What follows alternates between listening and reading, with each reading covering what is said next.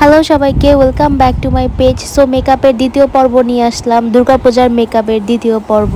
So hope so তোমাদের ভালো লাগবে, আশা করি শেষ পর্যন্ত ভিডিওটা দেখবে। আর আজকে চেয়েছি ভিডিওটা একদম শর্ট করে করতে। সো ফার্স্ট স্টেপ আমি ময়শ্চারাইজার আর প্রাইমার দিয়ে নিয়েছি যাতে মুখের মধ্যে ভালো মতো মেকআপটা সেট হয়ে যায়। আর আজকে আমি দুই ধরনের দুইটা ফাউন্ডেশন ইউজ করবো একসাথে, একটা W7 এর HD ফাউন্ডেশন আর একটা LA গার্লের pro colour foundation mixing pigment. এটা অ্যাকচুয়ালি যাদের থাকে না যে ফাউন্ডেশনের শেড ম্যাচ হয় না, কেনার পরে দেখা যায় শেডটা একটু বেশি ডার্ক বা ডিপ বা লাইট হয়ে গিয়েছে, তো সেক্ষেত্রে এই ফাউন্ডেশনটা দিয়ে একটুখানি মিক্স করে আর কি কালারটা নিয়ে আসা যায় আর কি। আমার তো বেশ ভালোই কাজ করেছে, আমার সেম প্রবলেম হয়েছিল, মানে আমার W7 এর HD ফাউন্ডেশনটা শেডটা ম্যাচ করেনি। দেন আমি এই প্রো কালারটা কিনে নিয়ে এসে LA গার্লের, দেন আমার এটা খুব ভালো কাজ করেছে। আচ্ছা, মেকআপ ভিডিওতে আমি অতটা পারদর্শী না, মানে মেকআপ করাতে আমি অতটা পারদর্শী না, তো আমার কিছু স্টেপস ভুল হতে পারে বা আগে পিছিয়ে হতে পারে, তার জন্য আমি আগেই বলে নিচ্ছি আই এম সরি, কারণ আমি অতটা পারদর্শী একদমই না। আমি নিজে যেভাবে ঘরে মেকআপ করি বা মেকআপ করে বাইরে যাই আমি সেটাই শেয়ার করি।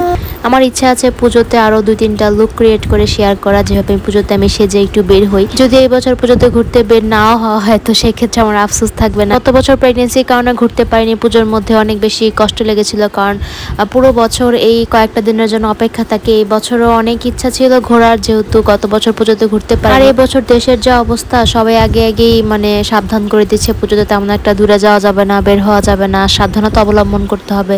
সো এসব চিন্তা করলে মনে হয় যে আসলে মনটা খারাপই হয়ে যায়, যে পুজোর জন্য সারা বছর অপেক্ষা করে থাকা, এর মধ্যে যদি এরকম কথাবার্তা শুনতে হয় তখন আসলেই খারাপ লাগে। যদিও আমার বাপের বাড়ি শাঁখারি বাজারের ওইদিকে, সো শাঁখারি বাজার নামলেই অনেকগুলো পুজো দেখা যাবে। এইবার শাঁখারি বাজারে কয়টা পুজো হবে কি হবে কে জানে। যে আমি কথা বলছি, আমার ছেলেও পাশে ভয়েস ওভার দিচ্ছে, সেও কথা বলবে। যাই হোক, কথা বলতে বলতে মেকআপের প্রায় শেষ পর্যায়ে চলে আসছি মোটামুটি। তো আমি কনসিলার দিয়ে, লুজ পাউডার, কম্প্যাক্ট পাউডার সবকিছু দিয়ে মেকআপটা, বেস মেকআপটা শেষ করেছি।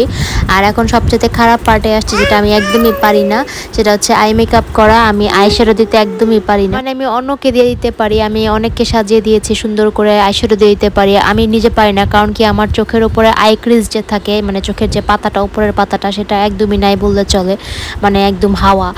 মেকআপ করলে ওখানে দেখা যায় না কিছু, তো এই কারণে দিতে খুবই অসুবিধা হয়। একমাত্র পার্লারের মহিলারা আমি দেখেছি তারা একটু পারে। তো আমি একটু চেয়েছিলাম যে একটু ব্ল্যাক আইশ্যাডো দিয়ে একটু স্মোকি আই লুক করবো, যেটা আমার হয়নি। মোটামুটি চেষ্টা করেছি আর কি।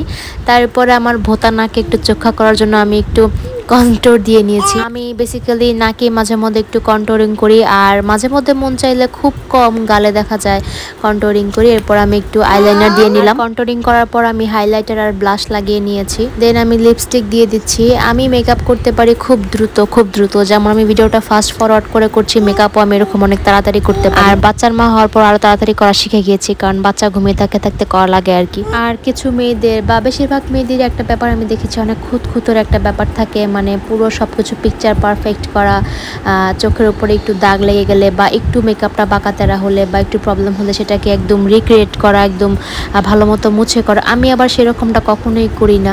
ছবি তুলতে গেলেও যদি আমার 2-4টা ছবি পারফেক্ট হয়ে যায়, দ্যাটস এনাফ, এরকম আর কি। মেকআপ করতে গেলেও সেরকমই, মানে আমার যদি মোটামুটি ভালো হয় আমি এতেই সন্তুষ্ট হয়ে যাই। তো এই ছিল আমার ফাইনাল লুক। দুর্গাপূজায় কে কীভাবে সাজছো, যদি ভালো লাগে অবশ্যই কমেন্ট করে জানাবে। তো আশা করি নেক্সট কোনো সাজের ভিডিওতে কথা হবে। আমার ইচ্ছা আছে আরও কিছু মেকআপ লুক ক্রিয়েট করার, সবার সাথে শেয়ার করার।